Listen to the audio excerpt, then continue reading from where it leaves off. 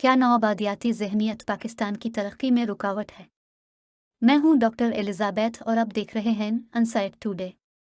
इस प्रोग्राम में हम बात करते हैं उन वाक़यात पर जो आपके लिए अहम हैं। पाकिस्तान को बरतानवी सल्तनत से आज़ादी मिली। अंग्रेज़ 20वीं सदी में बरसगीर छोड़कर चले गए, लेकिन उन्होंने असल में मकामी लोगों के जहनों को नहीं छोड़ा। उन्होंने एक नौआबादियाती ज़हनियत को पीछे छोड़ दिया। नौआबादियाती ज़हनियत ने बरसगीर की मईशत, सकाफ़त और सियासत की जड़ों में कदम जमाने की राह हमवार की है।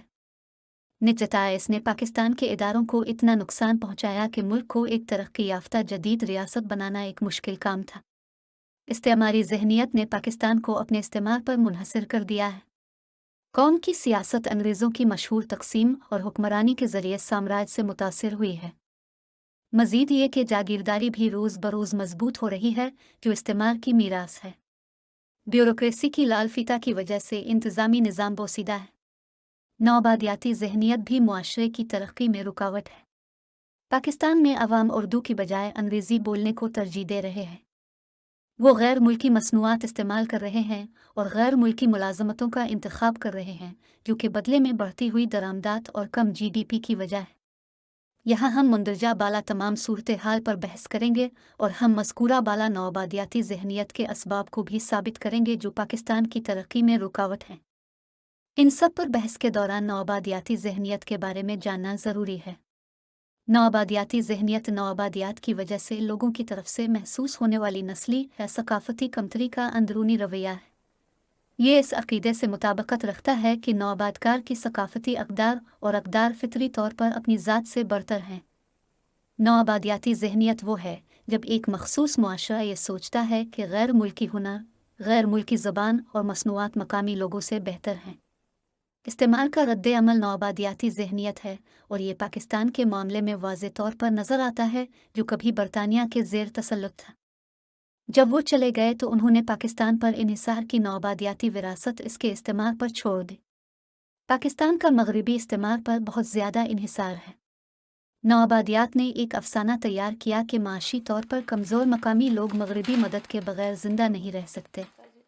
नौआबादियाती माहिर जेम्स हारिंगटन ने हिंदुस्तानियों के लिए कहा था कि वो अभी तक ऐसे बच्चे हैं जो अपनी माओ की छाती चूसे बगैर जिंदा नहीं रह सकते। उन्होंने जो कहा पाकिस्तान वाज़े तौर पर साबित कर रहा है। पाकिस्तान शुरू से ही गैर मुल्की फंड्स और इमदाद पर बहाल हो रहा है। बरामदात की तलब और मकामी मसनूआत की तैयारी में कमी आई है। निजताया मकामी सनत अब इन मगरमच्छों के हुजूम में बच रही है। पाकिस्तान में सियासी मैदान सिर्फ और सिर्फ तकसीम करो और हुकूमत करो की पॉलिसी पर मबनी है। यहाँ के लोग मजहब के नाम पर तकसीम हो चुके हैं। पाकिस्तान में तकरीबन 182 सियासी जमातें हैं। हर सियासी जमात का अपना नज़रिया होता है और उसके मुताबिक लोग तकसीम होते हैं। सियासत और मजहब यहाँ एक तरह से घुल मिल गए हैं, इसने अवाम में इख्तिलाफात का इंतशार फैला दिया है। सियासी जमातें और उनके नाम निहाद लीडर सियासी इक़्तिदार हासिल करने के लिए मजहब का फ़ायदा उठा रहे हैं। जो तबका ऐसा कर रहा है और सियासत को अपना पैदाइशी हक समझता है, वो जागीरदार और जागीरदार हैं। पाकिस्तान में जागीरदारी भी हमारे नौआबादकारों से विरासत में मिली है। जागीरदार हमारे नौआबादियात की तरह अमल करते हैं। पाकिस्तान में जागीरदारी के ज़रिए इंसानी हुकूक, नस्ली हुकूक, कानूनी हुकूक और यहाँ तक कि इनफरादी हुकूक का इस्तेहसाल किया गया है। जागीरदार अपने हलकों में हुकूमत और ज्यूरी की किस्म हैं। यही वजह है कि इन हलकों का गरीब तबका अपने बुनियादी हुकूक के लिए खड़ा नहीं हो सकता। पहली दुनिया के ममालिक में उन्होंने अपने शहरियों को हर बुनियादी हक फराहम करना शुरू कर दिया है, लेकिन इस्तेमारी ज़हनियत के हामिल अब भी एक ही सफ़े पर हैं। पाकिस्तान की सियासी जमातों का एक बड़ा हिस्सा इन जागीरदारों पर मुश्तमिल है। इनके किसानों और गरीब देहातियों का एक बड़ा वोटर बैंक है। सिर्फ यही जागीरदार इंतखाबात में मुंतखब होते हैं। इस पूरे सीट अप में गरीबों और किसानों के लिए जिंदा रहना और इलेक्शन जीतना बहुत मुश्किल हो जाता है।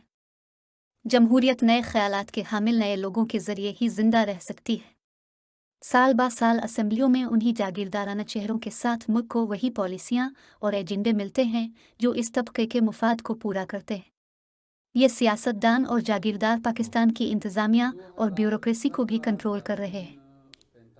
ब्यूरोक्रेटिक निज़ाम को बरतानवी राज ने डिज़ाइन और मुतारिफ कराया था ताकि ज़मीन से महसूल हासिल किया जा सके और साथ ही साथ देही अवाम पर सियासी कंट्रोल भी बरकरार रहे। तब से पाकिस्तान में नौकरशाही नौआबादियाती जहनियत के साथ उन्हीं उसूलों पर काम कर रही है। साल ब साल इसमें करप्शन होती रही है। ब्यूरोक्रेटिक तर्ज अमल में रेड टेपिज्म अपने उरूज पर है, जो कि मुल्क की इंतज़ामिया में बदउनवानी की बुनियादी वजह है। अगर गरीब लोग ब्यूरोक्रेट्स को रिश्वत नहीं दे सकते तो उन्हें कतारों में खड़े होने का कहा जाता है। उन्होंने ज़रूरत से ज़्यादा कागजी कार्रवाई का मुतालबा किया है और उनकी फ़ाइलों को आखिर में सुर्ख टेप किया गया है। इन तरीक़ों ने हमारे मुल्क के इंतज़ामी निज़ाम को बोसीदा कर दिया है। नौआबादियात के बाद समाजी दायरा नौआबादियाती जहनियत से मुकम्मल तौर पर मुतासिर है। हमारे इस्तेमाल अंग्रेज़ थे और अंग्रेज़ी ज़बान बोलते थे।